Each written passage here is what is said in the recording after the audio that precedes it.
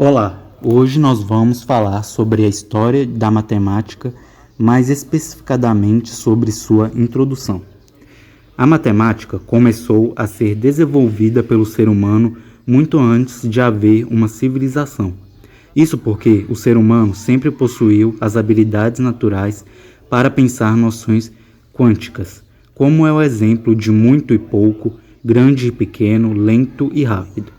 Com o passar do tempo, o processo de civilização trouxe novos desafios sociais e econômicos, que contribuiu para o início de um pensamento matemático mais complexo, estimulando assim o homem a pensar numericamente.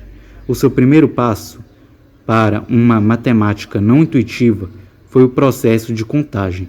Graças à capacidade humana de analisar conjuntos e noções de ordem, o que foi feito inicialmente utilizando as partes do corpo como ferramenta de contagem. Essas práticas no universo numérico possibilitaram métodos de contagem, contribuíram para que a matemática surgisse como campo de conhecimento das primeiras civilizações, sendo a primeira conhecida como o berço da civilização humana, Mesopotâmia. E foi graças a problemas da natureza econômica e comercial que os primeiros conhecimentos matemáticos surgiram. Nela, problemas como câmbio de moedas e troca de mercadorias.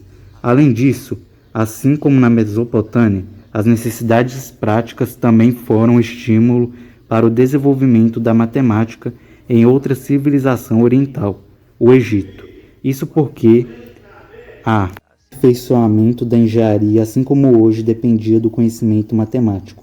Portanto, podemos dizer que a matemática presente no Antigo Egito e na Mesopotâmia poderíamos afirmar que esta tem um caráter concreto e prático. Apesar disso, a civilização antiga que desempenhou o papel mais significativo na construção da matemática, tal como conhecemos hoje em dia, foi a civilização grega, que fez com que a matemática deixasse de ser um conjunto de resultados empíricos e passasse a ter um formato de uma ciência organizada, ou seja, essencialmente abstrato. O primeiro a iniciar seus estudos matemáticos na Grécia foi um homem conhecido como Tales de Mileto, que reuniu o conhecimento da astronomia, geometria, teoria dos números, além de fundar a escola ioniana. Seus conhecimentos foram oriundos de suas viagens à Mesopotâmia e ao Antigo Egito, resultante de suas atividades mercantes. Em suas buscas, Tales foi responsável pelas primeiras ações no sentido de organizar a geometria como estudo abstrato e dedutivo. A escola ioniana, no entanto, perdeu gradativamente sua importância e foi superada pela escola pitagórica, cujo fundador óbvio foi Pitágoras.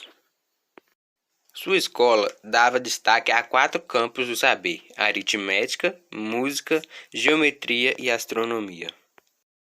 Além disso, Pitágoras dava aos números inteiros o poder de descrever o mundo, mas apesar de interessante, essa concepção sofreu um grande abalo com a descoberta das grandezas incomensuráveis. Exemplo, raiz de 2, que não pode ser descrita como múltiplos inteiros. Isso porque a ideia da existência de números irracionais ainda não havia surgido à tona. E como resultado, ocorreu pela primeira vez na história uma crise dos fundamentos matemáticos. Como resultado dessa crise, ocorreu um levante popular que provocou a destruição do templo de Pitágoras, fazendo com que sua irmandade deixasse de existir.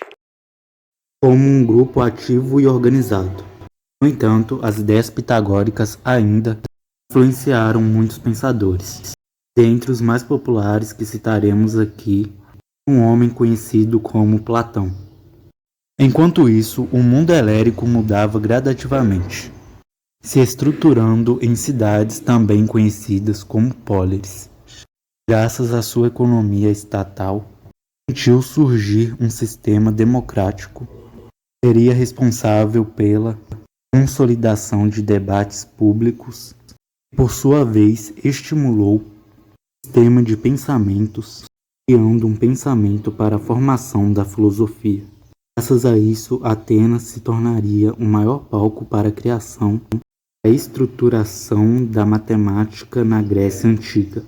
Em meio a essa estrutura favorável, o mundo helênico, Platão fundou a academia que matemáticas mais importante dessa época, sendo seu espaço destinado ao estudo, pesquisa, ensino da filosofia e da ciência. E dentre os grandes nomes que estudaram na Academia de Platão, temos um homem conhecido como Eudóxico, que mais tarde se transformaria no maior matemático e astrônomo de sua época. E em suas buscas contribuiu para o cálculo de complemento, área e volumes de figura, através do método de exaustão, que hoje se acabou de se tornar elemento importante para o desenvolvimento do cálculo diferencial e degrau. Sendo assim, podemos caracterizar a matemática presente na Grécia até então como sendo abstrata e filosófica.